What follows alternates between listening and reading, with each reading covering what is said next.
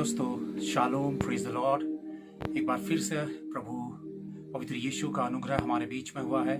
दोस्तों, पवित्र आत्मा की प्रेरणा से और उस प्रभु के अनुग्रह से हमारे जीवन उस परमेश्वर के साथ बने हुए हैं, वरना कोई और वजह थी ही नहीं या फिर ऐसी कोई योग्यता थी ही नहीं कि हम उस महान परमेश्वर के रिश्तों के साथ बने रहते। ये महान पवित्र यीशु मसीह ने संभव किया अपने कलवरी क्रूस पर। अपने पवित्र और कीमती लहू को बहाकर उसने हमारे और पिता के रिश्तों को एक कर दिया, हमें पिता के साथ जोड़ दिया। आज मैं प्रभु के आगमन के महत्वपूर्ण कड़ियों में से एक और महत्वपूर्ण कड़ी पर मैं बात करूंगा। इससे पहले मैंने वो विजन्स, जो दर्शन प्रभु ने मुझे दिखाए थे, उसके विषय में मैंने चर्चा की थी, बात की थी। पर दोस्तों, आज महत्वपूर्ण विषय पर मैं बात करूंगा कि बाइबिल प्रभु के आगमन के उन चिन्हों को कैसे दर्शाती है और हम कैसे विश्वास करें वाकई कि प्रभु का आगमन निकट है। और हम अपने आसपास देख रहे हैं, जैसे प्रभु लगातार कई वर्षों से मुझे इस बात को स्पष्ट रीति से अपने आत्मा के द्वारा मुझे बता रहा है कि उसका आना निकट है, उसके आगमन के लिए तैयारी करो। तो दोस्तों, मैं उस वचन पर जाऊं और वास्तविक सत्यता को आप लोगों के सामने रखूं, परमेश्वर उस महान पवित्र आत्मा की प्रेरणा से। उससे पहले मैं ये कहना चाहता हूं कि हम ऐसे समय पर जीवन जी रहे हैं और ऐसे समय और ऐसे वातावरण जो पूरी दुनिया पर बना हुआ है, ऐसे समय और ऐसे वातावरण पर जीवन जी रहे हैं जिसमें हम देखते हैं दूसरा तीमुथियुस अध्याय 3 पर जब स्पष्ट रीति से कहा जाता है कि अंत के समय में मनुष्य कैसा कठोर, ढीठ, घमंडी, लोभी, लालची और बहुत सारी बुराइयों से भर जाएगा अंत के समय में। यानी कि इंसान का जो मन है, उसकी जो सोच है, वो पूरी तरह से इन्वॉल्व रहेगी शारीरिक दुनिया के साथ और वह सुख विलास की लालसा करेगा। आप अपने आसपास और अपने व्यक्तिगत जीवन को आप देखिए कि मनुष्य का एक ही उद्देश्य है कि वो कैसे अपने शरीर को सुख देने के और अपने स्टैंडर्ड को बेहतर बनाने के स्तरों को खोज सके। और वह दिन रात यही परिश्रम कर रहा है कि वो मटेरियलिस्टिक चीजें, बेहतर घर, बेहतर गाड़ी, बेहतर पैसा, बेहतर जॉब, वो हर चीज बेहतर तलाश रहा है, बेहतर ढूंढ रहा है ताकि उसके जीवन का स्तर बेहतर हो जाए। और इन तमाम चीजों के पीछे उसने अपना पूरा अपनी ताकत, अपना दिल, अपना दिमाग, अपने आप को पूरी तरह से झोंक दिया है। यानी कि मनुष्य अपना समय इन चीजों के पीछे बिता रहा है। वो दूसरे या तीसरे नंबर पर बची हुई एनर्जी को परमेश्वर की ओर को लगाता है, या बची हुई एनर्जी या ताकत का वो हिस्सा जो बचा कुचा होता है, यानी बचा हिस्सा वो जिसमें पूरा दिमाग नहीं लग सकता है, पूरा दिल नहीं लग सकता है, पूरा ध्यान नहीं लग सकता है, तब वो परमेश्वर को थोड़ा सा समय देता है और उसको भी वह गंभीरता पूर्वक नहीं लेता। और अंत के समय में ऐसा ही होगा। नूह के समय में जब आप देखते हैं, मत्ती अध्याय 24 पर जब आप जाते हैं, स्पष्ट रीति से आप देखते हैं कि नूह का जैसा समय था, लोग खाते पीते, उनमें ब्याह शादियां होती थी, ऐसा ही वह समय होगा प्रभु का आगमन निकट। और उसी घड़ी अचानक जो है वह उनके ऊपर जो था वो प्रलय आ गया। तो दोस्तों, वास्तव में क्या था? उस घड़ी भी लोग खाने पीने और सुख विलास का ही पीछा कर रहे थे और एक बेहतर जीवन की लालसा कर रहे थे। यानी कि बेहतर जीवन की लालसा मनुष्य आज तक समझ ही नहीं पाया है। क्या बेहतर जीवन शरीर के सुख में है? एक बहुत बड़ी हॉलीवुड सुपरस्टार लेडी ने अपनी स्टेटमेंट दिए और उसने अपने स्टेटमेंट पे ये बात बोली कि मैं किसी भी दुनिया के किसी भी कोने पे कभी भी हो जा सकती हूँ, मैं दुनिया की कीमती से कीमती चीज खरीद सकती हूँ, मेरे पास सुख के सारे साधन हैं, लेकिन अफसोस कि मेरे पास सुख और शांति नहीं है। कोई मुझे बता दे कि जीवन का सुख और शांति कैसे मिलेगा।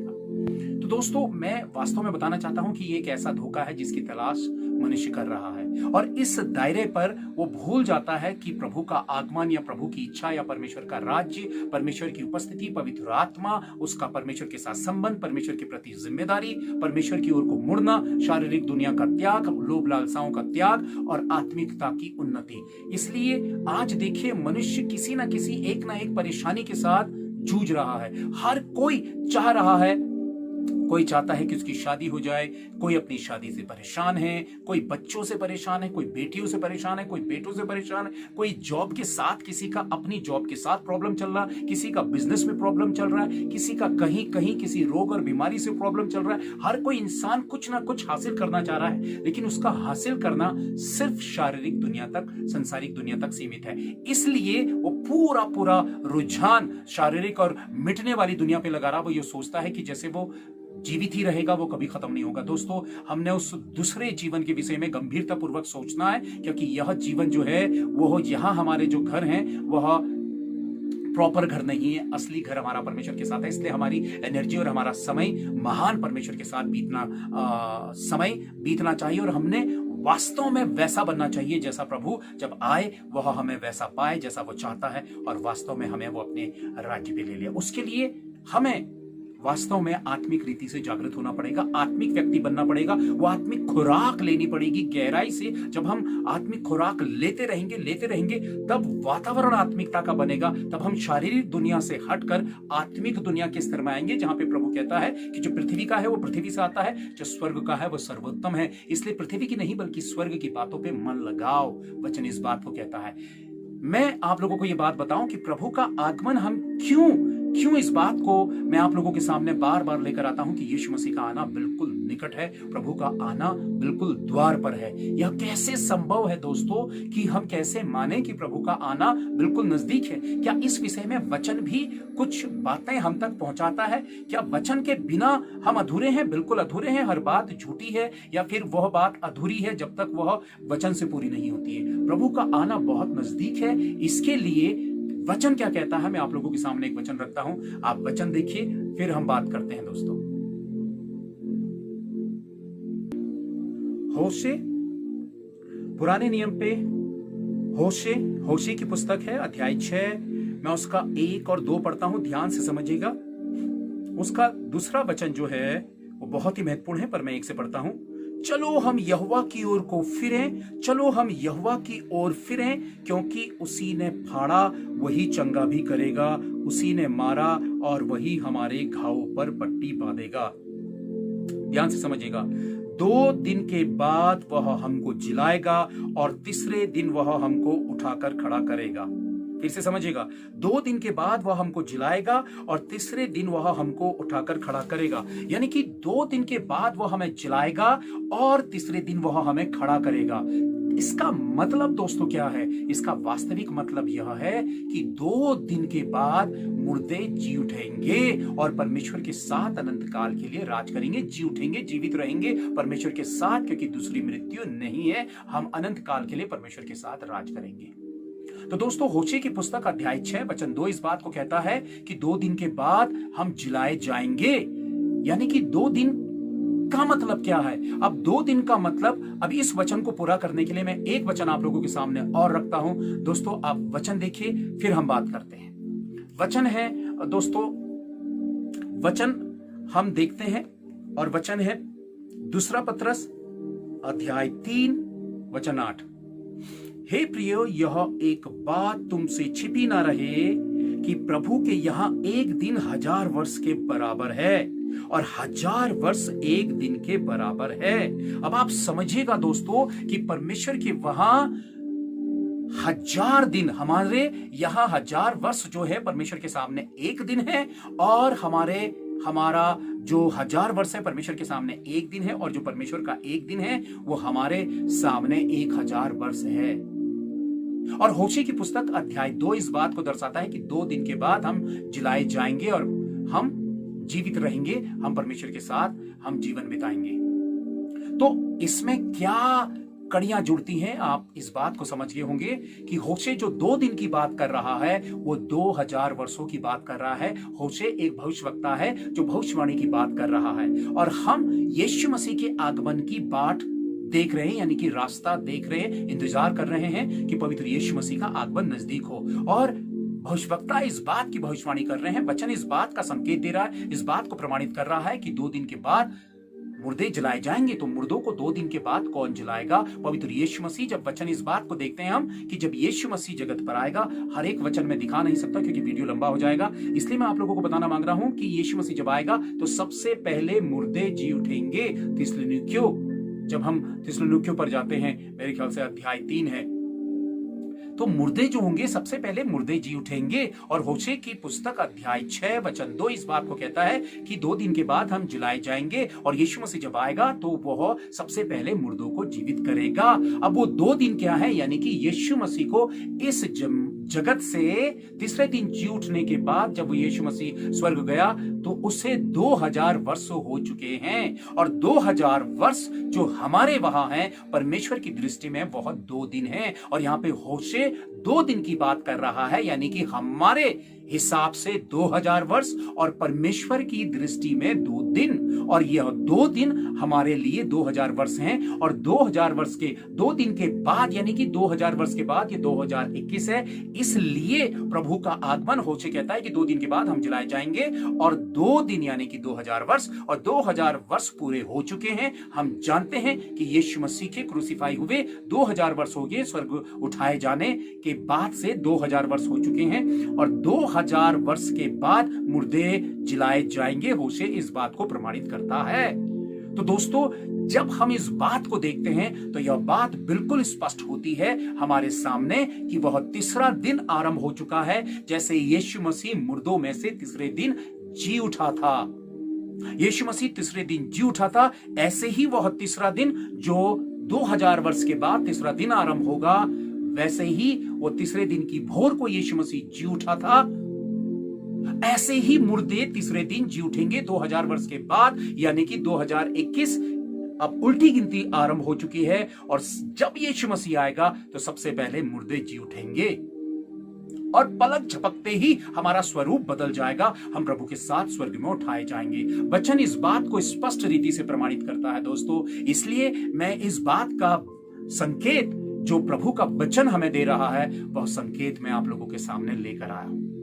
इसलिए विश्वास करिए कि हमारे पवित्र यीशु मसीह का आगमन कितना निकट और कितना नजदीक है और कोई दुनिया की ताकत प्रभु के उस दिन को रोक नहीं सकती है। हमारे भीतर जो खुमार है, जो शारीरिक अभिलाषाएं हैं, परमेश्वर की बात को हमारा शरीर दबाता है, संसारिकता दबाती है, हमारी अभिलाषाएं दबाती हैं, हमारी चिंताएं दबाती हैं। जैसे झाड़ी पर बोया गया वो बीज वह है जो संसार की चिंता, लोभ, लालच, फिकर और डर और घबराहट परमेश्वर की बात को नीचे कर देती है और संसारिकता को ऊपर करती है।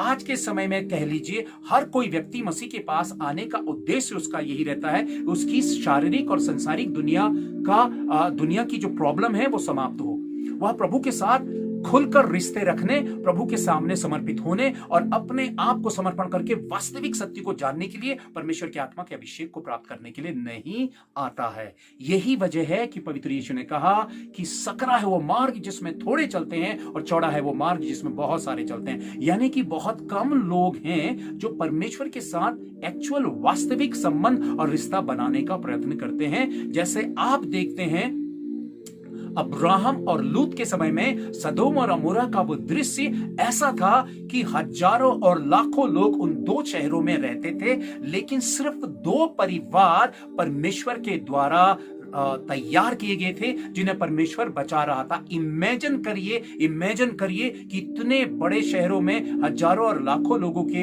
रहने के होने के बावजूद भी परमेश्वर के सामने उठाए जाने के लिए सिर्फ अब्राहम और लूत का परिवार ही योग्य पाया गया। और इसकी महत्वता मैं आप लोगों को बताना चाहता हूं कि कई लोग ये सोचते हैं कि क्लेश काल जब आएगा और सताव सहेंगे लोग, उसके बाद स्वर्ग उठाए जाएंगे। मैं इसी के साथ ये कड़ी जोड़ते हुए ये बात आप लोगों को बताना चाहता हूं दोस्तों। मैंने पहले अपने वीडियो पर बहुत स्पष्ट रीति से मैंने इस बात को बताया था कि हम क्लेश काल के आरंभ होने से पहले या आरंभ होते ही उठा लिए जाएंगे। बिल्कुल उसका क्लेश काल का आरंभ होना और हमारा उठाए जाना, यह किस बात से प्रमाणित होता है? एक वचन में आप लोगों के सामने और रखता हूं दोस्तों, आप वचन देखिए फिर हम बात करते हैं।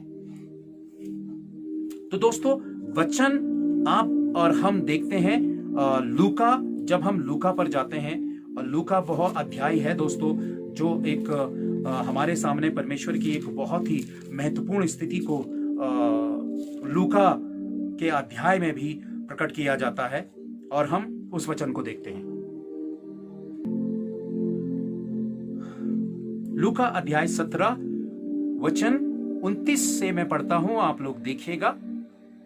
परंतु जिस दिन लूत सदोम से निकला उस दिन आग और गंधक आकाश से बरसी और सबको नाश कर दिया।